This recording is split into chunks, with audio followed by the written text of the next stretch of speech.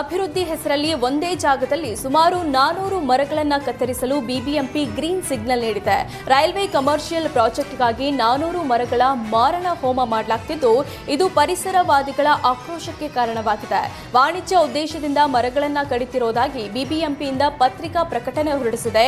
ಸಾರ್ವಜನಿಕ ನೋಟಿಫಿಕೇಶನ್ ಕೊಟ್ಟಿದ್ದು, ಆಕ್ಷೇಪ ಅಥವಾ ವಿರೋಧಗಳು ಇದ್ದಲ್ಲಿ ವ್ಯಕ್ತಪಡಿಸಲು ಆಹ್ವಾನ ನೀಡಿದೆ.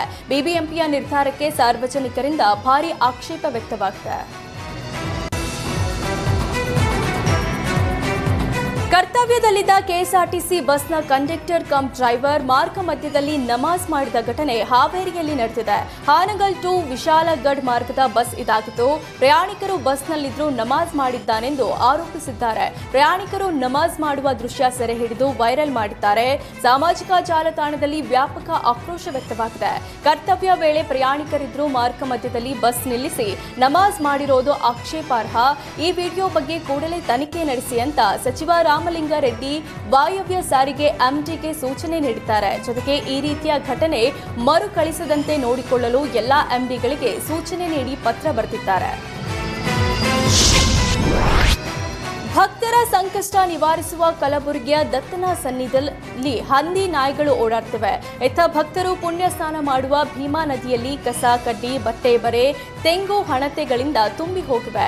ಭೀಮಾ ಮತ್ತು ಅಮಾರ್ಚಾ ನದಿಗಳ ಸಂಗಮ ಸ್ಥಳ ಗಾಣಗಾಪುರದಿಂದ ಸ್ನಾನಘಟ್ಟ ಅವ್ಯವಸ್ಥೆಯಿಂದ ಕೂಡಿದೆ.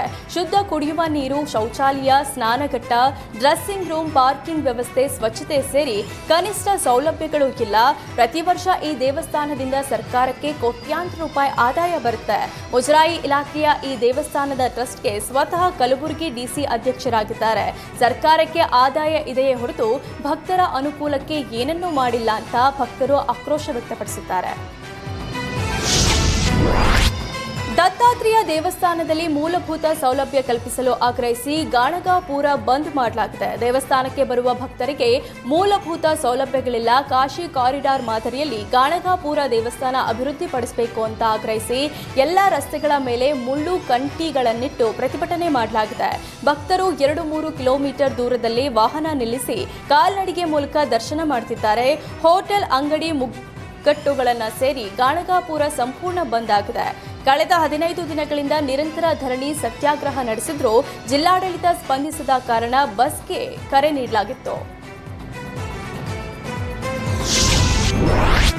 ಮದ್ಯಪ್ರಿಯರಿಗೆ ಮತ್ತೆ ಶಾಕ್ ಕೊಡಲು ಸರ್ಕಾರ ಮುಂದಾಗಿದೆ. ಪ್ರೀಮಿಯಂ ಅಥವಾ ಇತರ ಬಿಯರ್ ಬ್ರ್ಯಾಂಡ್ಗಳ ಬೆಲೆ ಹೆಚ್ಚಳಕ್ಕೆ ಮುಂದಾಗಿದೆ.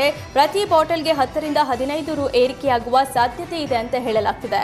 ಕಾಂಗ್ರೆಸ್ ಸರ್ಕಾರ ಬಂದ ಮೇಲೆ 3ನೇ ಬಾರಿಗೆ ಬಿಯರ್ ದರ ಏರಿಕೆಯಾಗ್ತಿದೆ.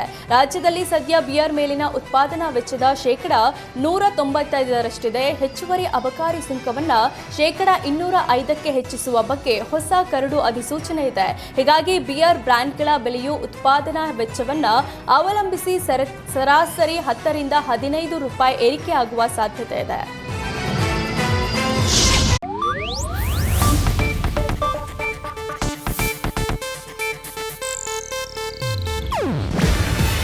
ಇದು ಏಷ್ಯಾನೆಟ್ ನ್ಯೂಸ್ ನೆಟ್ವರ್ಕ್ ಪ್ರಸ್ತುತಿ. ನೀವು ನೋಡ್ತಿದ್ದೀರಾ ಏಷ್ಯಾನೆಟ್ ಸುವರ್ಣ ನ್ಯೂಸ್.